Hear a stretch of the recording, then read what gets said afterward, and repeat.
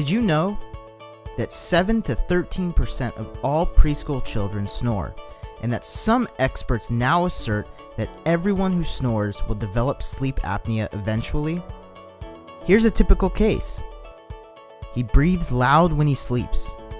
His mom believes it when she hears, "It's normal, he'll outgrow it." Now she has a blind spot, and her baby is at risk for sleep apnea.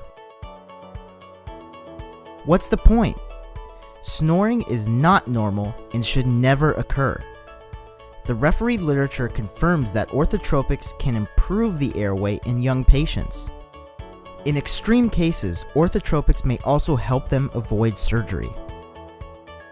A possible solution to OSA and other sleep-disordered breathing issues in pediatric patients is at your fingertips. Please call us to learn more.